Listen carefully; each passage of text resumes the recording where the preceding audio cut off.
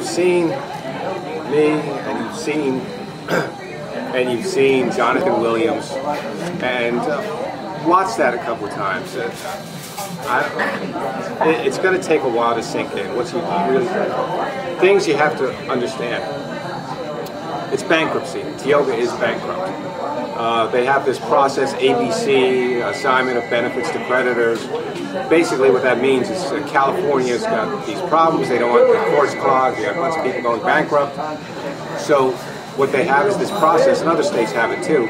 They let you, if you want to go bankrupt, they let you work it without going to the courts. You get to pick the assignee, and it's pretty much, the creditors are really hurt because the courts have some power here. They're supposed to protect the creditors too. But if you have the Tioga picking the assignee who's going to split the assets, that's terrible. I mean, well, technically, is Jonathan Williams right that it's not bankruptcy?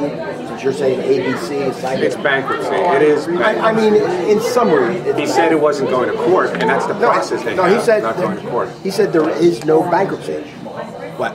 Speak up. It's loud in here. There is no bankruptcy. That's what Jonathan Williams said. There is no bankruptcy. Right. That's what this means. Speak up. But anyway, but a couple items, and just to bring up, since you just saw Jonathan Williams speak, there was a couple items that he mentioned. He talked about everybody's just exactly as promised. All the buildings are delivering the savings exactly as promised. And he says, just published out this week was a publication showing the savings per building. That was one of the issues. I wrote that down. I mean, the trick is, who generated this publication? UCIA, right? Or Jonathan Williams? Well, the thing is, they're charging these entities that put up solar panels what they want to charge them. They're thinking they're going to get all this SREC money and pay off the bonds. It's not working. So they got to go bust. And they're still going to, so the numbers can be fake. And who knows if they're going to keep charging them that much. I mean, this just came in. It's kind of out of their hands because it's not an official bankruptcy. Tioga's pretty much going to run this thing. And can they up the prices on these people? I mean, I had a whole bunch of questions, as you've seen. None of them were answered. And the freeholders just sat there. Well, the freeholders are stupid. I mean, bottom line, so they don't know what's going on. Have they ever actually researched something? Or thought about something? Yeah, or thought about maybe something? This guy is playing us for chumps. I wasn't certain that he was going to come up, but I was pretty certain, and I was going to throw in something there about, I'm glad to see he didn't come in with a cage with a hamster and wheel in it. I mean, at least that's something. But he could, because he made that money, and I was also going to ask how he's getting the money to the freeholders these days, since he can't do it through his other lawyers giving him $30,000. But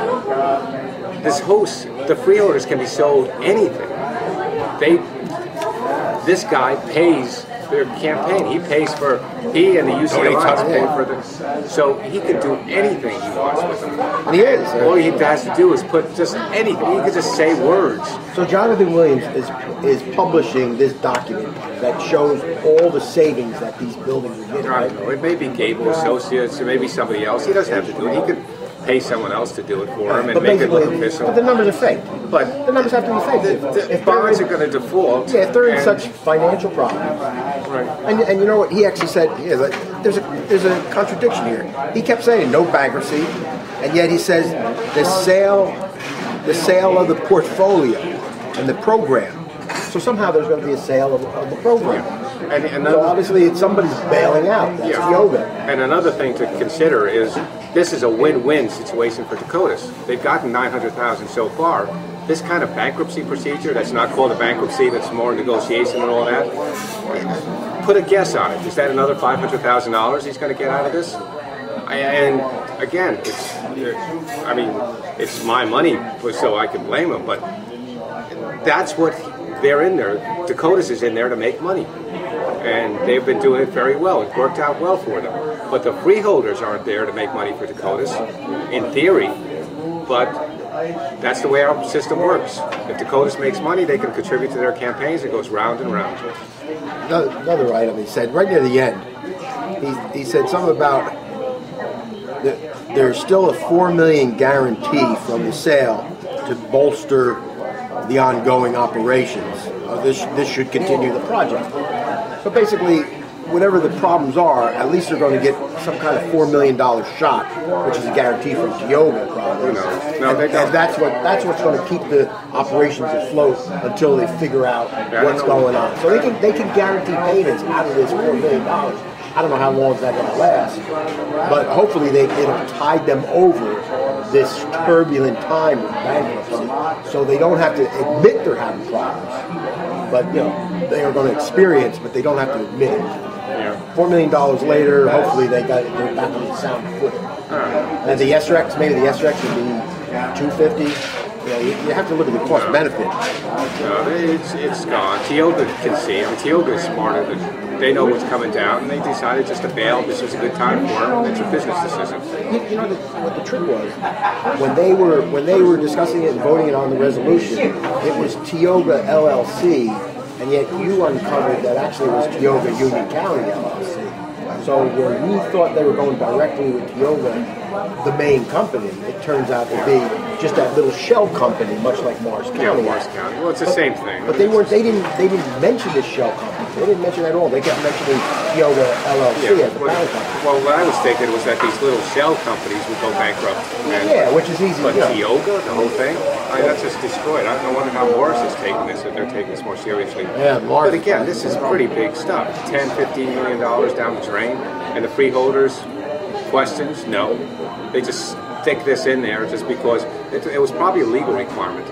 There are lots of these 30-day things where you have to tell somebody something if you're going to default within 30 days. And this was Jonathan Williams going up there doing his duty, saying we met the thing. Yeah. It's another BS thing from Williams. Yeah, he didn't really want to do it. I mean, there was no reason for it, but I think he just made the 30-day thing. That's my guess. I've yet to really hear something honest from Jonathan Williams. I mean, we refuted most of his reports and his numbers in the past on item sale. Yeah. But why should we even think that what he's saying is true? But bottom line is, why would the freeholders continue? If they're not getting their $30,000 a year, why would they get, for lack of a better word, a competent counsel? I mean, how many times does he have to sell them this renewable energy thing, and how many millions of dollars have to go to his pocket through the UCIA? There comes a point where you fire lawyers all the time. If they're not doing it for you, get somebody who knows, who won't cost that much. I know it's $185 an hour, and it's relatively simple, but look at the prices. It's $1.6 million for this. They're still spending money on the Child Advocacy Center. They were spending money on the Linden Library months, years after it was finished. So somebody's got to look at this.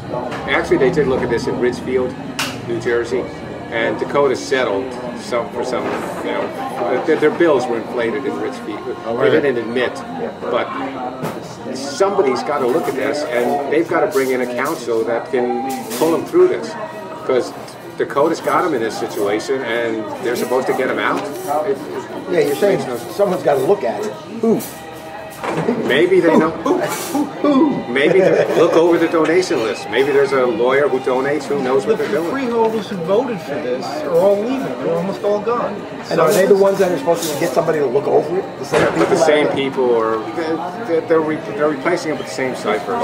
It's going to go on unless it goes back to a criminal enterprise. Every time it goes back to the criminal enterprise. Unless people start screaming at them, say, "Yeah, do something. Just drop $10 million. What are you thinking?"